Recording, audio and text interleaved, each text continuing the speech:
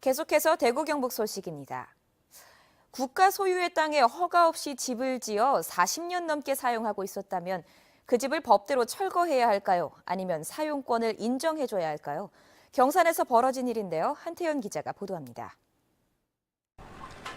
경산시 평산동의 1층 단독주택입니다. 지난 1976년에 지어졌는데 지적도에는 집 일부가 지목상 도로입니다. 지목상 도로로 표시된 땅은 국유지로 집주인이 무단으로 점유한 상태입니다. 옆집 일부도 도로에 지어져 있습니다. 인근 과수농사를 하는 주민들은 이 집 때문에 도로를 사용하지 못해 재산상의 피해를 당하고 있다고 주장합니다.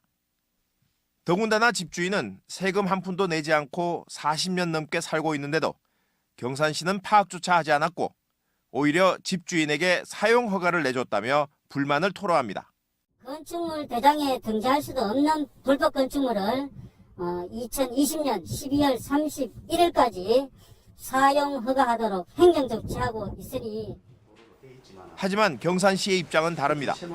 비록 무단 점유 상황이지만 40년 넘게 소유한 땅이기 때문에 변상금 부과를 할 뿐 무작정 철거를 강행할 수 없다고 말합니다.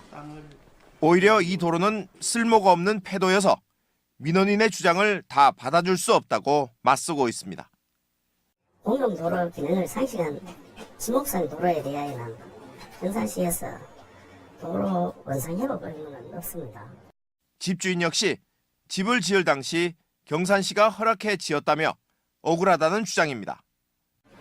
사무소에서 우리 집을 지으라고 용자 지어요. 권리 위에 잠자한 자는 보호받지 못한다는 말처럼 국가가 수십 년 동안 권리 행사를 하지 못해 집주인에게 땅이 넘어갈지 아니면 강제 집행이 될지 앞으로의 결과가 주목됩니다. MBC 뉴스 한태현입니다.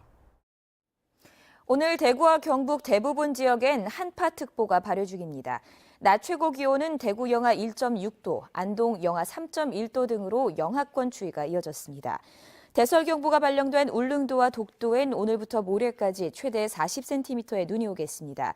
내일은 대체로 맑겠고 대구의 아침 최저기온 영하 10도, 낮 기온도 영하 2도에 머물러 춥겠지만 이번 주 후반으로 접어들면서 추위는 풀리겠습니다. 공모를 통해 첫 선임된 대구 MBC 신임 박명석 사장이 오늘 취임했습니다.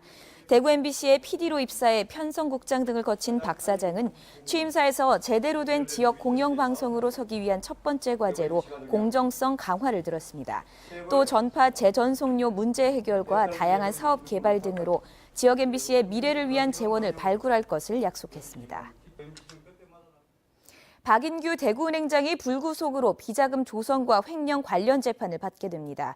대구지방경찰청은 이른바 상품권깡 수법으로 30억 원의 비자금을 조성한 혐의로 박인규 대구은행장을 대구지방검찰청에 송치했습니다.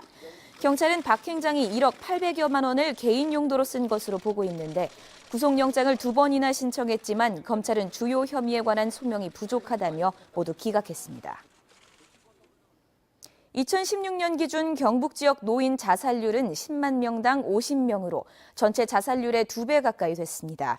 자살 시도자가 1년 내 다시 자살을 시도할 확률은 16%, 가족 중 스스로 목숨을 끊거나 시도한 비율도 28%로 나타나 지속적 관리가 필요한 것으로 나타났습니다.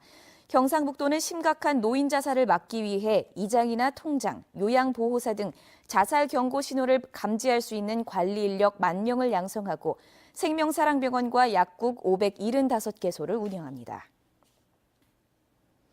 대구지방법원은 청년과 출산, 다자녀 가구와 장애인의 개인 희생 변제 기간을 5년에서 3년으로 줄여 전국에서 처음으로 시행합니다. 이에 따라 법원에서 개인 회생 절차를 결정했을 때 3년 동안 성실히 절차에 따르면 채무 부담에서 벗어날 수 있습니다. 해당자는 한국장학재단에 제출 제무가 있는 36세 미만 청년과 개인회생 인가 결정을 받은 이후 새로운 자녀를 출산하거나 장애 등급 3급 이상인 채무자가 됩니다. 지금까지 대구 경북 소식이었습니다. 고맙습니다.